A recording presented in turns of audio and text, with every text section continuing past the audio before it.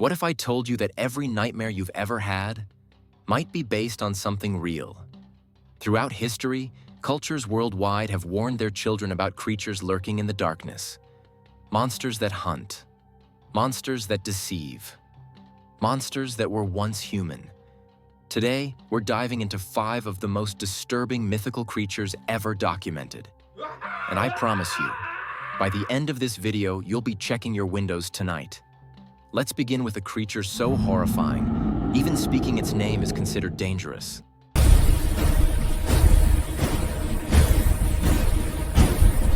Deep in the frozen forests of Canada and the northern United States, the Algonquian tribes tell stories of a creature born from the worst of human nature, the Wendigo. Here's what makes this monster truly terrifying. It starts as a human being, just like you or me. According to legend, during the brutal winters when food ran scarce, some people would commit the ultimate taboo. They would consume human flesh to survive. But cannibalism comes with a price far worse than death. Those who eat human meat are cursed to transform into a Wendigo, a gaunt, skeletal creature standing over 15 feet tall, with yellowed skin stretched tight over protruding bones. Its lips are often described as torn away, revealing blood-stained teeth and blackened gums. But here's the truly disturbing part. The more a Wendigo eats, the hungrier it becomes. It's trapped in an eternal cycle of insatiable hunger, constantly starving no matter how much it consumes. This represents the ultimate punishment, endless desire that can never be satisfied. The creature possesses supernatural speed and strength, hunting through blizzards with ease. Its favorite prey? Humans, of course. And it's said to mimic human voices to lure victims deeper into the wilderness. What makes it worse? Some indigenous elders claim the Wendigo can possess people, slowly driving them to madness and cannibalistic urges before the full transformation occurs. They call this Wendigo psychosis. And yes, it's been documented by psychologists studying isolated communities.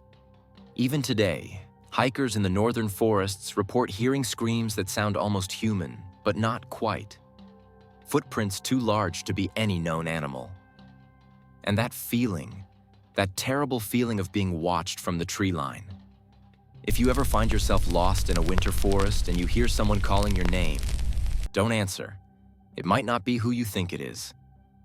Before we continue, hit that subscribe button, because trust me, you'll want to see what comes next. And if you're brave enough, turn off the lights while you watch. I dare you.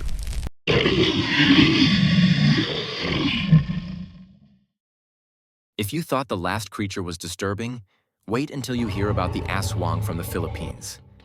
This isn't just one type of monster.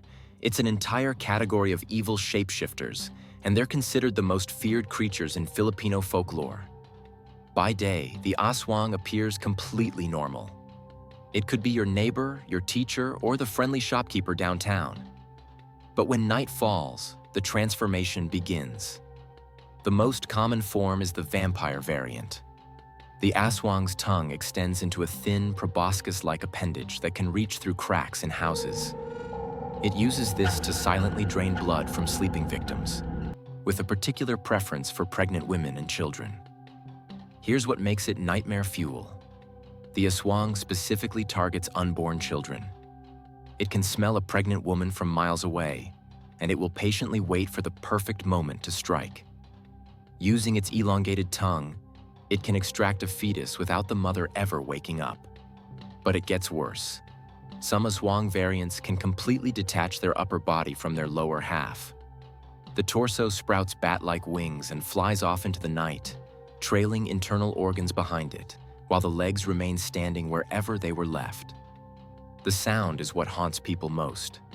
Witnesses describe a tick-tick-tick noise that gets quieter as the creature gets closer, a deliberate trick to confuse victims about its true location. How to defend yourself? The Aswang has one major weakness: its severed lower half. If you can find where it's hiding and destroy it with salt, garlic, or fire before sunrise, the upper half will die. They're also repelled by holy objects, particularly religious artifacts. And here's a weird one.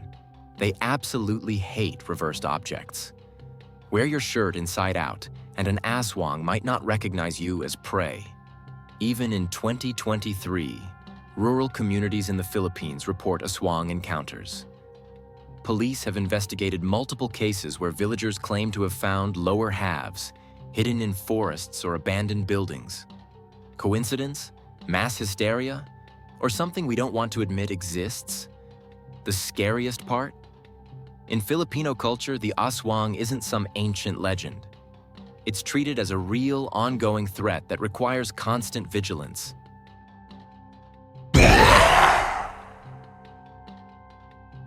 You've heard of vampires, but let me introduce you to their far more disturbing German cousin, the Nachzehrer.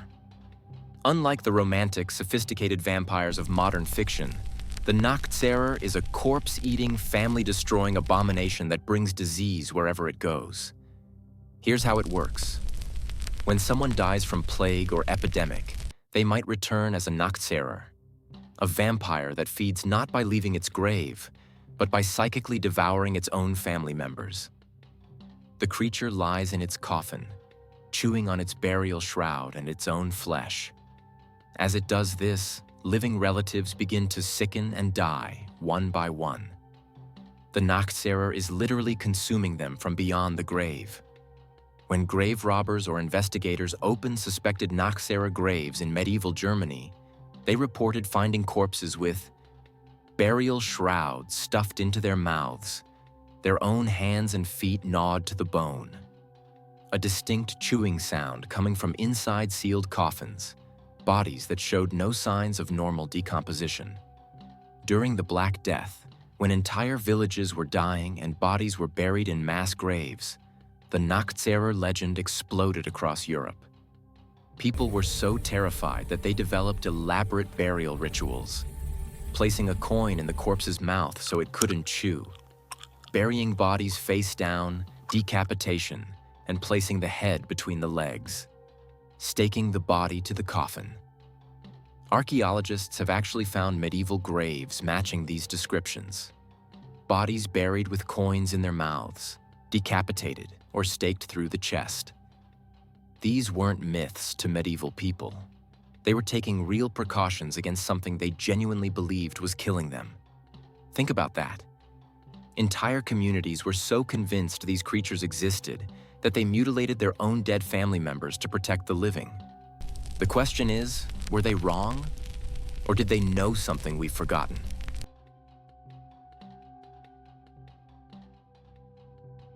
Imagine the most horrifying thing you can think of. Got it? Good. Now throw that away, because the Nuckelavee from Scottish Orkney Islands is worse. This demon takes the form of a horse and rider fused together. But here's the catch. It has no skin.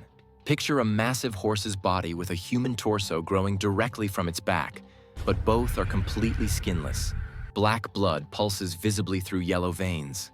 Exposed muscles twitch and writhe. The horse's head has a single gigantic eye burning red like flame, and its breath is toxic, literally poisonous fumes that wilt crops and cause disease. The human torso has arms so long they drag on the ground, and a head 3 feet wide with a mouth that never closes.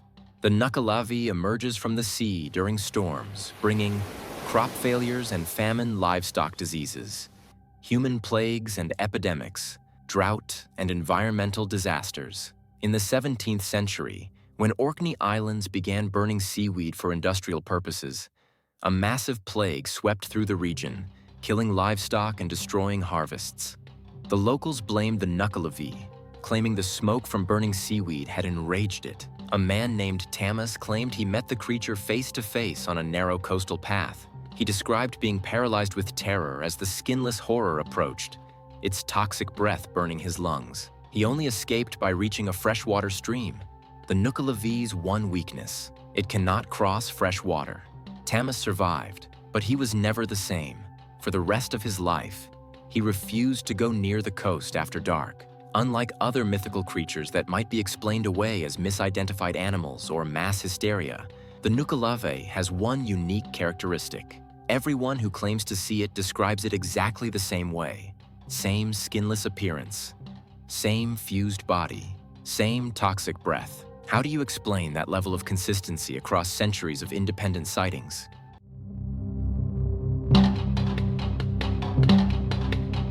For our final creature, we're traveling to Norse mythology for something that makes zombies look friendly: the Draugr. Here's why this is the most disturbing of all. The Draugr isn't just a mindless corpse. It retains all its intelligence, all its memories, and all its personality from life. Except now, it's dead, incredibly strong, and absolutely malevolent. When a particularly greedy, evil, or violent person dies, they might refuse to stay dead. They rise from their burial mound as a Draugr, an undead guardian of their own grave and treasures. Supernatural strength that increases with age can grow to enormous size at will, shapeshifts into various animals, drives people insane just by looking at them, can enter dreams and kill people in their sleep, immune to normal weapons, can control weather and create localized storms. Unlike zombies that simply attack, Draugr are strategic. They guard their burial treasure obsessively, hunt down people who wrong them in life, deliberately terrorize communities for sport, can ride their burial horses through the air, sometimes kill livestock just to cause suffering. Norse sagas are filled with detailed Draugr encounters, including step-by-step instructions for killing them. The most common method requires defeating the creature in combat, nearly impossible, cutting off its head, burning the body completely, throwing the ashes into the sea, never speaking its name again. When archaeologists excavate Norse burial mounds, they sometimes find bodies that were clearly treated as potential Draugr. Large boulders placed on the chest, bodies pinned down with multiple weapons, graves with complex sealing mechanisms, decapitated remains with heads placed far from bodies. These weren't ceremonial. These were practical precautions taken by people genuinely afraid the dead would rise. According to the sagas, some Draugr are still out there, sleeping in unopened burial mounds, waiting for someone foolish enough to disturb them. In 2018, metal detectorists in Iceland found an undiscovered burial mound. Local elders warned them not to excavate it. They ignored the warnings. 3 weeks later, one of them died in a farming accident. The second had a mental breakdown. The third, he won't talk about what happened. The mound was resealed, and no one has gone back since. So there you have it. 5 mythical creatures that have terrified humanity for centuries. The Wendigo's endless hunger, the Aswang's predatory deception, the Nachzehrer's plague-spreading evil, the Nuckellavee's skinless horror, and the Draugr's undead intelligence. But here's the question that keeps me up at night. Why do these stories exist in the first place? Why did our ancestors create such specific, detailed descriptions of creatures they supposedly never encountered? Maybe they're just campfire stories, cautionary tales to keep children from wandering into the woods or disturbing graves. Or maybe, just maybe, our ancestors were trying to warn us about something real.